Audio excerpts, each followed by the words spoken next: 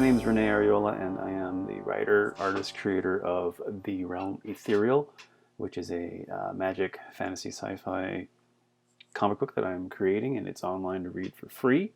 And I also have a Patreon, and I also have social media posts where I share all of this as well. So if you have a chance, be sure to check it out. It's the Realm Ethereal. The website is www.realm-ethereal.com. Okay, so here's how I letter my comic books. I should start off by saying that I've used Illustrator to letter my comic books before, but in the past year I've actually turned to using InDesign to letter my comics. That would be Adobe InDesign, which is largely known and thought of as a layout program, and it's definitely software for doing that kind of work. And I have done a lot of that kind of work because I'm a graphic designer. I have been a graphic designer. I've been a pre-press manager and graphic artist for a commercial printing company. So I know pretty much the ins and outs of using this particular software. As it relates to making comics and doing lettering, I've always output my comics whenever I've created and published my own comic books or graphic novels with InDesign, because it's the standard for creating and outputting, press quality PDFs for commercial print. It's certainly, built for that. But when it comes to lettering, it's probably not used as much. So I'm going to show today how I do that. So let's say I am taking a script, and I've prepared just a sample script here. It's not even really a script, really, it's just text, lorem ipsum, that I generated online somewhere, just so I can grab some text real quick and show you how this works. So let's jump into InDesign. I'm going to grab a shape tool here, and I'm going to use the ellipse tool. Just going to drag out an ellipse. By default, it's going to have a fill of none or white and a stroke of black. I'm going to get rid of that. I'm going to remove the stroke because I don't want that here. For, I think, illustration purposes, so you can see what I'm doing, I am going to fill the dialog balloon with yellow. I'm just going to tint it 20%. That way you can just kind of see what's happening as I work on this here. And it'll be pretty evident once I begin the process. So we're going to take this shape, an ellipse. We're going to right click, or I should say command click here on my Mac. I'm going to open up the content menu here. And if you notice that the flyout shows graphic, text, or unassigned, when I make a shape in InDesign using that tool, it by default is unassigned. But what I really like about InDesign is I can actually tell this shape, this ellipse, to actually be a text frame. So what that has done is it has taken the ellipse shape from being strictly just a fill with any color you want, or no color, but it's transformed it basically into a text box that you can now add text into. And as you hear me type away, you can see exactly how it works. Okay, so that's cool, but it's not exactly where I want to be with this. So what I'm going to do is I'm going to take this same ellipse here. We're going to click on it, and we're going to further define a couple of preferences that we're going to need in order to take this balloon and go have it look from where it is now to looking like the dialog balloon you see here on the left from my comic book page. So let's go ahead and command click on that again. The equivalent of a right click to get the contextual menu to pop out. In this case, it's going to be concerning this dialog frame. We're going to go into the text frame options and further refine this so that we take the alignment of the text, the vertical justification, and take that to center. And we'll click OK on that. And if you notice now that as I say expand this out, the type is now actually centered no matter what on the vertical axis. So to get it centered further, we're going to take it and justify it centered, so that now on the x-axis it is also centered. So left to right, up and down, the font, I should say the text, no matter where we stretch this bubble, is always going to remain centered, which is what I want. So that's good. While we're here, I notice there's hyphenation happening, and for the most part, these aren't really words, they're just random characters that I typed. So I'm going to go over to my script here, my sample script, which is really, again, just dummy text, lorem ipsum, which I generated online. I'm going to copy that, click back into InDesign, and back into the text frame that looks like a bubble here, a dialog balloon. We're going to go ahead and just erase that, and we're going to paste that actual text in there. Now, cool, check that out. So that's one of the things I like about InDesign, is I can take text from the script, I can just bring it right over, I can just paste it right into a shape that actually serves as both like the dialog balloon shape, but it's also a text frame, which is very handy when trying to figure out the placement of the text, and it actually saves a step over Illustrator. Because in Illustrator you can do the same thing, you can pull in text, you can copy it, but it goes into, it goes into a box, but it's that box, you can't do anything outside of just pulling the text in there, and you can arrange the stacking of the words in there, but you can't actually do anything other than that with the box you put it into. What I like about InDesign is I can take this box, and it's serving two purposes. Again, it's actually a text frame, but it's also serving as the balloon, which saves a step. So the other thing that I'm going to do is, again, while we're at it here, there's hyphenation. I'm going to go ahead and turn that hyphenation off. So if I go into the upper right corner of the InDesign dialog box here, I'm sorry, not dialog box, there's a far upper right menu here, kind of drops down. It's underneath this gear icon. Let's just go ahead and go to hyphenation and turn that off. That's cool. That's what I like. And from here, what we're actually going to do now is we're going to take the shape one more time. I'm going to have this contextual menu. I'm going to drop out and go into text frame options one more time, and we're going to go ahead and fix the inset spacing. Now the inset spacing is going to be the actual space inside the balloon from the edge of the text frame. So if I just start clicking up on this, you'll notice there is a border, a visual that tells you that there's actually space between the text inside the text frame and the edge of the text frame.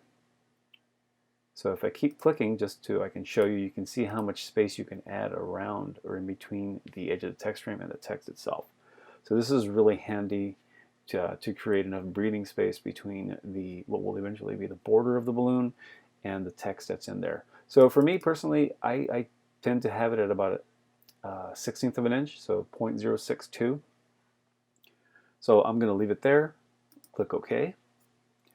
And from here, everything is pretty much set. The only thing that's missing is my font. And in this case, I'm using a font. So let's just select all of this default, which is Minion Pro, and switch it over to a font that I picked up a few years ago that I really enjoy using for my books.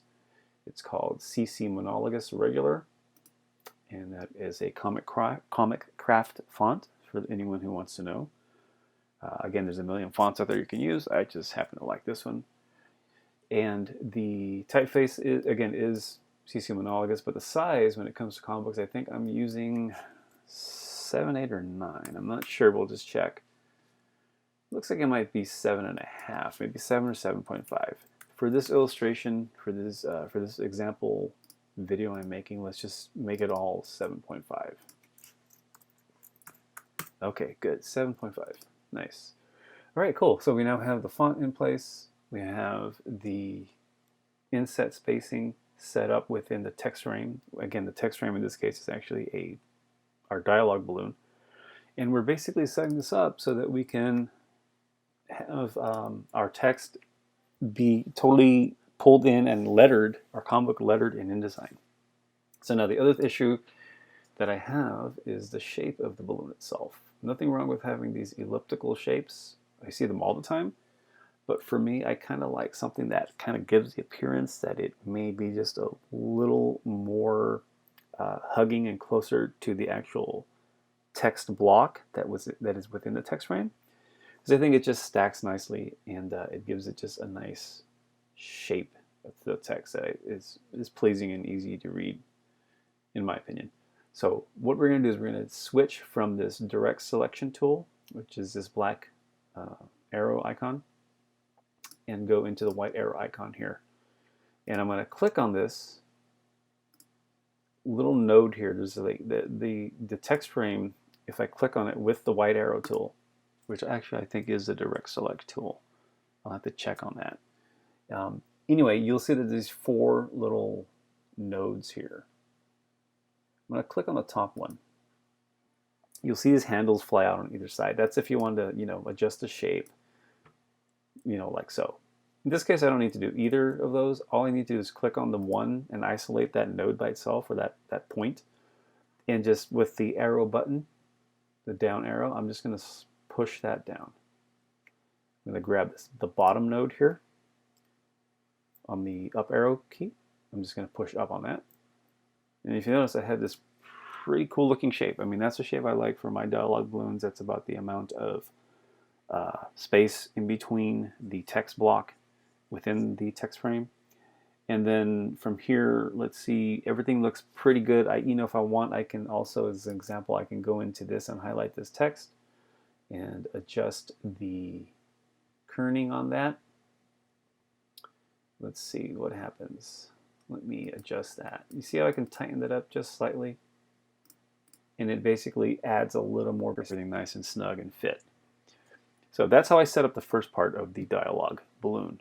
So this entire balloon, again, the advantage of InDesign is if I really want to, overlay this over the art, I can then manipulate this balloon to fit exactly, or as close as I can, have it be still aesthetically pleasing with the overall layout of the comic book page, while also being able to keep the text, readable. So as you can see, the advantage of using InDesign is being able to do this right here. Exactly what I'm doing right now. See how I can stretch this out? I can play with the balloon, like if I really need it to be longer and narrower, I can adjust it like so. Now you're going to run into this occasionally. Now when this does happen, then you do have to also adjust with these handles here on the side. But you see, you have the flexibility to kind of adjust these and play with this here, which is what I really like about this, about using InDesign for this feature, for this specific feature. Again, not that you couldn't do that with Illustrator, but with InDesign, I just like the fact that everything is self-contained and it's one bubble that I'm working with, so to speak, one dialog balloon, I should say.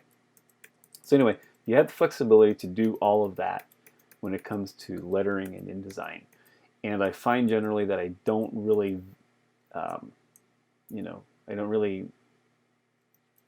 vary much from this particular shape because I like the shapes to all be relatively similar. Not trying to get artistic with the lettering. It needs to be there, but it doesn't need to distract from the art. It just needs to serve to be able to deliver the story. Everything, right, in servitude of telling the story. So getting back to the technical aspect of building this balloon here, this dialog balloon, we've only done one portion. We've done basically what I'm calling the inside of the dialog balloon. So now, how do we put a border around this? Now you might think, well, cool, let's just put a border, boom, we're done, right? Make it, I don't know why that's yellow. That should be black, but that is interesting. I don't know why that is. But in essence, you wouldn't want to create your border on top of the same dialog, because how do you then get the tail, the pointer, the dialog, this thing right here? Whoops, this shape right here. So the way I do it, and of course I've seen this done online before, is to take this same dialog balloon, copy it. Okay, you're going to make a copy of that. So I'm just going to copy that, and then go up to the object menu in InDesign, go to Edit, and do a paste and place. Okay, so now basically I've pasted the exact same dialog balloon right on top of the other one. So I have a copy. The one that's on top, I'm going to fill it with black. In fact, you can remove the text out of that. And it's showing white gray because it's a copy of the text frame that's yellow. So we're just going to fill that with 100% black. And then here's the key to adding a border around that. We're going to add the border on this copy of the text frame, your dialog balloon. So add it black. I think if we go to 3 points, That should suffice. And what we're going to do now is, see it's still on top, what we're going to do is we're going to actually take and push this shape. We're going to push it behind this one. So this one is going to go behind that one, okay? But you got to make sure that you keep them on top of each other directly so that when you do push the black text frame behind, as in when I go into my object menu in InDesign, select arrange and select send to back, you now have the frame, you now have the stroke around the border. Okay, so just so you can see what's happening, that's how I put the border on there. Follow? Now, if you wanted to, let's say, increase or decrease the border, if you click in InDesign on top, you're going to grab the first object, which is the balloon with the text in it. If you were to hold down your command button and continue to click, you grab the second button. You grab the second balloon behind it. And here's what's cool. You can increase the border just by increasing the weight of the stroke. Or you could decrease it. I do it. So now how do you get a tail in there? Take the pen tool in InDesign, go ahead and draw your tail. And essentially what you end up doing is you end up copying the same method that you did with the balloons. So basically I have a shape for the tail. It's no good to me like this as far as lettering in InDesign. So I'm just going to follow the same method I did before just so that we have a clear demonstration of what it is that I do. So fill it with the yellow, 25% tint I should say of yellow. Copy this tail, paste it in place, fill it with black, push that up to 100, and give it a stroke. I think we went with 3, so push that stroke up to 3. And again, this stroke is behind that fill. So if I send it to the back, which is going to be Command Option Shift left bracket, or I'm sorry, let me go back to that. It's going to be Object, Arrange, Send to Back, Shift Command left bracket. There you go. And that is now in the back. So you can see this is how I actually build my dialogue balloons in InDesign. Now that back stroke looks a little too thin, so I'm just going to click on top, click Command and hold, and that gets me the back shape that I'm using for the tail. Now you have the completed product here pretty much. The only thing that I don't like in InDesign is the way this tail ends up shaping up here with the stroke.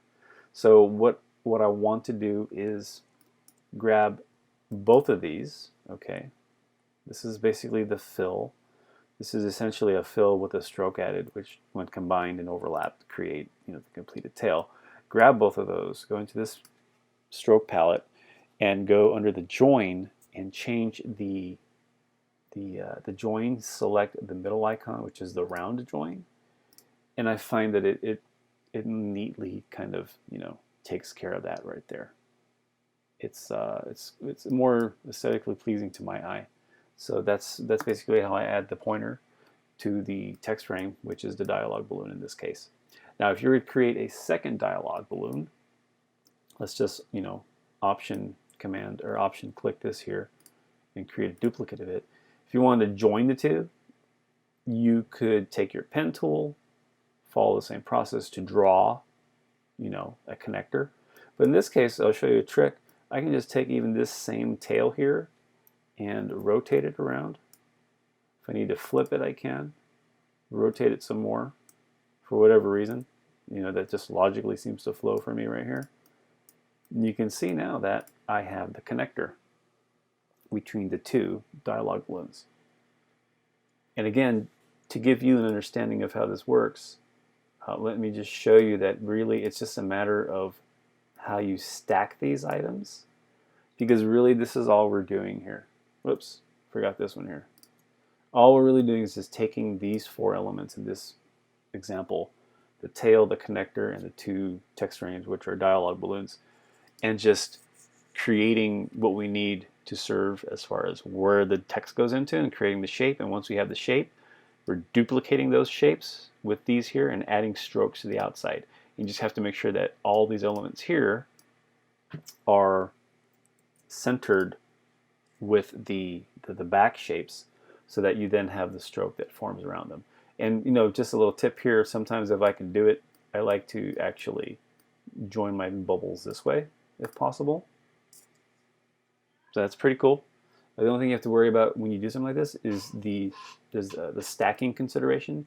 So if you noticed, part of this font here is getting cut off when I just did that. So you have to make sure that you're at all times aware of stacking. So I'm just going to bring this to the front, and that takes care of that. So that's pretty much how I letter in InDesign. I've been doing it all year. This was 2019 for my comic book, and I love it. That's it. Thanks for watching.